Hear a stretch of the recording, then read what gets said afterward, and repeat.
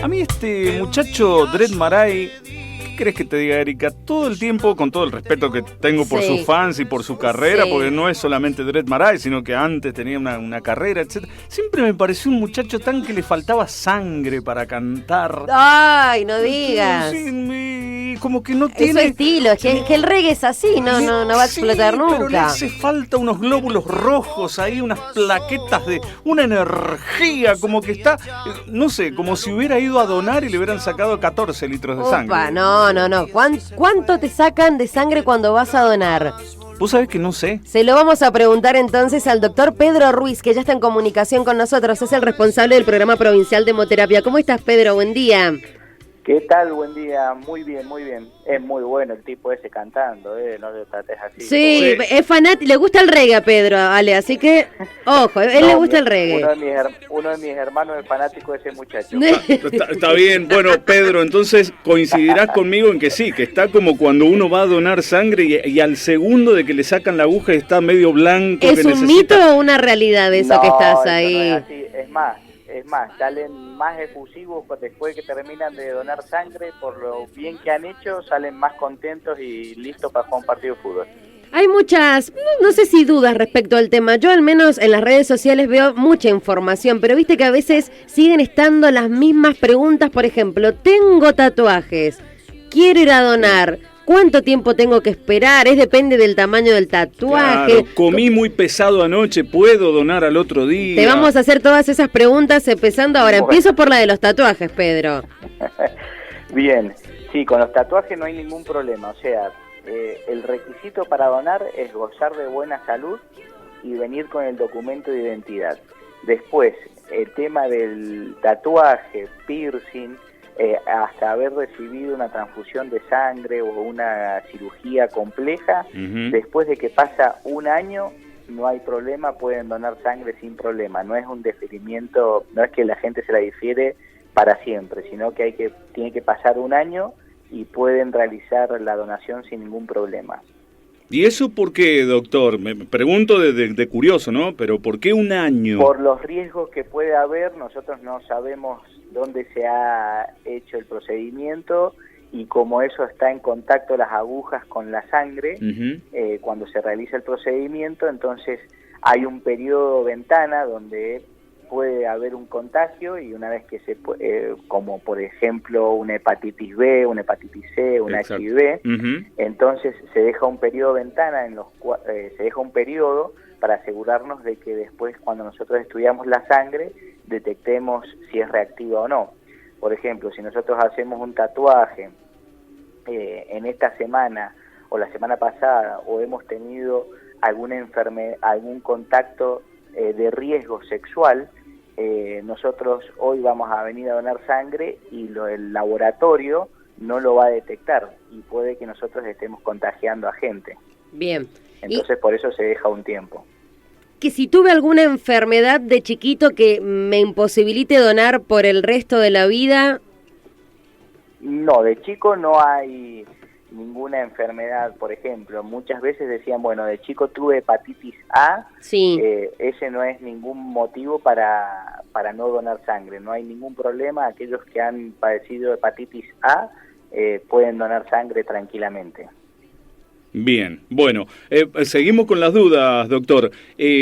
¿Cuánto de sangre me sacan cada vez que yo voy a donar por mí mismo? Yo un día me levanté y antes de ir al trabajo dije, voy a donar un poco de sangre. Usted dijo que eso hace bien, que eso a uno le hace bien de ánimo. ¿Cuánto me sacan de sangre? El volumen que se saca es alrededor de 400 mililitros. Pensemos de que tenemos... alrededor de 6 litros de sangre, así que es un volumen menos del 10% y no tiene ninguna implicancia para nuestro organismo, no hay ningún problema. Algo habías dicho ahí, no bien, y ahora me acordé cuando empezaste la pregunta. Sí. Lo que nosotros apuntamos, así como dijiste, me levanto y voy a donar sangre, es a ese tipo de donantes, a los donantes voluntarios, aquellos que deciden 2 veces al año donar sangre por sus propios medios y no cargar con los familiares de aquellos que están internados, de que tengan que, aparte de estar, digamos, con la mochila de un familiar enfermo, tener que estar buscando los donantes de sangre. Claro, que en ese momento es desesperante, doctor, ¿no? ¿Cómo? Sí. Es desesperante en ese momento y sí. O sea, es traumático también para todos. Así es, sí. Pensemos que esto, digamos, es responsabilidad de todos como sociedad. Si tenemos este pequeño acto altruista de dos veces al año invertir 30 minutos nada más en el día, porque es lo que demoramos para la donación, pensemos que en registrarnos, en la entrevista, en que nos toman los signos vitales, sí, alrededor de 20 minutos, después la extracción de sangre solamente 10 minutos, tomar algo que se les da el refrigerio y después pueden hacer su vida normalmente. Bien, ¿qué dijo usted 2 veces al año? Así es. Es lo que podemos donar, tenemos que desayunar antes, hay recomendación de tomar mucho líquido en la previa. Tomar líquidos, desayunar normalmente. Imagínense que nosotros, el horario de atención acá al público es de las 8 de la mañana hasta las 15 horas, o sea, pueden venir hasta, si quieren, pueden almorzar y venir a donar sangre. No hay impedimento para eso. Doctor, ¿cuál sería, según su criterio, el temor que hay más allá de la aguja que puede llegar a acobardar un poquito? Pero ¿consideran ustedes algún otro tipo de miedo o de mito que haya que derribar por el que no se está donando sangre como corresponde? No, el principal motivo es el desconocimiento, o sea, no tener la conciencia de que hay gente que en los hospitales todos los días, no hay feriados, no hay domingo en los hospitales, todos los días hay cirugías y gente que requiere sangre. Uh-huh. Es principalmente el desconocimiento y no tener la conciencia de esto, de la necesidad que hay en los hospitales, porque tenemos son muy pocos aquellos que dicen que tienen miedo a la aguja o a esto que les da miedo donar sangre. Sí. Y eso se derriba rápidamente y tenemos muy buena respuesta. Nosotros hacemos talleres con las empresas, con los municipios, y donde tenemos una muy buena adhesión después de que hacemos el taller, más del 80%, 90% con los que hacemos el taller después donan sangre. Y bueno, y corroboran de que no es para nada doloroso, no tiene ninguna implicancia para nuestro organismo, ni dolor, ni nada por el estilo, la donación. Yo me sigo mucho en las redes sociales a la página del Centro Regional de Hemoterapia y me gusta que hacen estos como desafíos. Van a las universidades y se desafían de una universidad a otra y ahí hacen la campaña y la recolección, sin contar que trabajan muchos con los municipios. Yo la última vez que fui a donar fui a la explanada de la Municipalidad de Guaymallén. Así que ahí se instala la carpa, van 2 o 3 horas y ahí la gente puede ir y acercarse. Así es, sí. Hemos hecho estos desafíos así como los municipios, las facultades, con los clubes. Hemos trabajado con los clubes de hockey y de rugby, y la verdad que impresionante la respuesta de los chicos deportistas y de los mismos, la misma gente que trabaja. Ahora hemos hecho estos desafíos con las agencias de auto. Pero que está buenísimo porque hay que quizás no existe la mala voluntad en las personas, hay que ir a buscarlas, si las vas a buscar las encontrás, viste que a veces no se enteran dónde pueden ir y la gente anda en su mundo, usted lo sabe, doctor, pero si ustedes van con la campaña la gente se suma. Yo leí el año pasado una noticia, pero quiero que usted me diga cómo son los números y los datos respecto a la donación de médula, que es una cifra muy baja, creo que es un 30%, donde cada paciente que necesite donación de médula encuentra la compatibilidad en su grupo familiar. Es muy poquita el número. La coincidencia. La coincidencia, claro, exacto, y por eso tienen que salir a buscar afuera. Respecto a la donación de médula, ¿se puede hacer sumarse al registro en la misma extracción de sangre cuando vas a donar sangre? Exacto, así como decís, nosotros somos centro de captación. Ajá. Nosotros, el que viene a donar, aparte de que le decimos si quiere ser donante de médula, ellos manifiestan que quieren ser donantes de médula y no hay que hacer otro procedimiento aparte. Se toman la misma extracción de sangre, un tubito más, una muestra, donde eso se manda a Buenos Aires y se llena un registro. después eso va a un banco mundial y queda ahí expectante hasta que haya alguien compatible y se requiera de su médula, donde después no es tampoco, es un procedimiento un poco más complejo, pero tampoco es gran cosa, donde se lo conecta a una máquina, se le da cierta medicación para estimular a la médula, pero que tampoco le provoca nada al organismo de ese donante, se conecta a una máquina donde está alrededor de 2 o 3 horas, y bueno, y las implicancias, o sea, ya nos podemos imaginar lo que implica. Pero quiero que lo diga, quiero que diga y que exprese lo importante que es cuando un voluntario va a donar sangre, que pueda registrarse en esto para donar médula también. ¿Qué tan importante es para una familia que lo necesita? Es el día y la noche, o sea, una diferencia. Imaginémonos la angustia de no encontrar a nadie compatible, un trasplante de médula de alguien que tiene una leucemia, un linfoma, y encontrar a alguien y le puede salvar la vida con ese acto. Digamos, primero se busca las compatibilidades y todo eso en el seno familiar, pero bueno, se ven los hermanos, es todo un procedimiento de compatibilidades y cuestiones complejas, y después se acude al banco de sangre, y por eso la importancia es un banco mundial, o sea, está todo el mundo conectado en este registro, y de ahí se ve, o sea, uno de los últimos donantes acá de Mendoza, la donante fue de Alemania.